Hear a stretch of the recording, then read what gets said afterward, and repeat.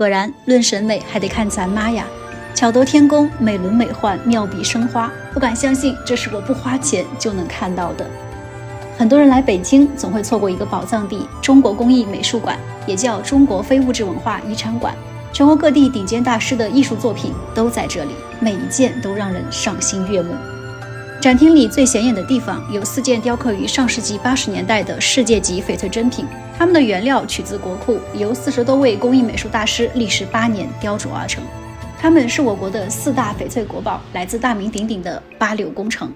何为86工程呢？1982年的时候，国家拿出了一批封存了近30年的巨型翡翠原料，让国美大师们雕刻出代表中国玉雕最高水平的艺术品。因国务院要求必须在86年完工，所以定名86工程。这是迄今为止新中国玉雕史上唯一的国家工程。这4件作品分别是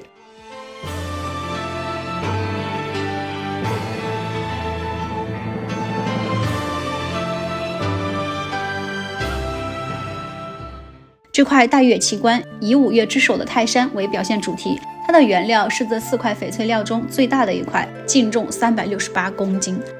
大师们巧用原料本身的颜色深浅雕刻出泰山的正面和背面，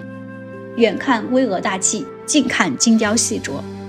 我们可以看到，这正面是以泰山的中天门为背景，一天门、18盘、南天门、玉皇顶清晰可见，还有云海、树木、亭台，人物穿行其中。山的背面有用铁丝篆体字雕刻的杜甫的诗《望月》。最绝的是大师们巧用了原料中的一块红棕色翡做了一轮红日，这轮红日在山间徐徐升起，隐于云海之间。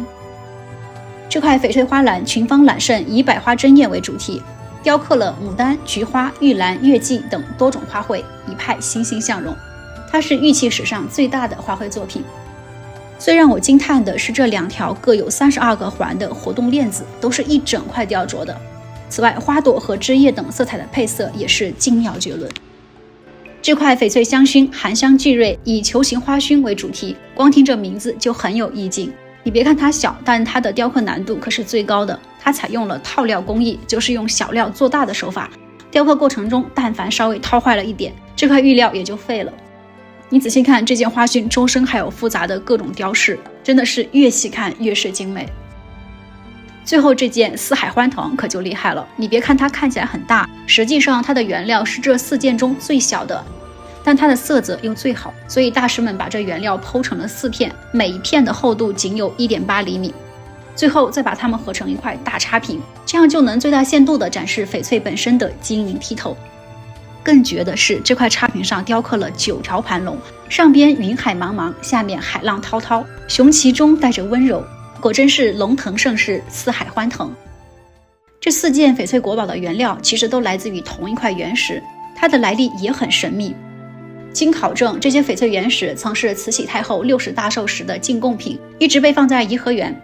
大清灭亡后，这些翡翠原石下落成谜，有人说它们早已流失海外。1955年4月，一辆列车从上海开往北京，这趟车上有一个武装押运的车厢，这是周总理亲自下令押送的货物，要求严格保密，昼夜看守。极少有人知道，那趟列车上押送的就是当年的那批翡翠原石。10年动荡期间，也是周总理下令秘密将翡翠原石转移到河南的某处山洞，直到形势稳定了才运回北京。可惜那个时候总理已经去世了。1982年6月，经国务院批准，国家纪委将这4块翡翠的原料移交轻工部，由轻工部组织雕刻出代表国家水准的翡翠艺术品。经过国内众多艺术大家的参与，直到1989年，这4件翡翠巨作在北京问世，经权威专家评审，被定为4大国宝。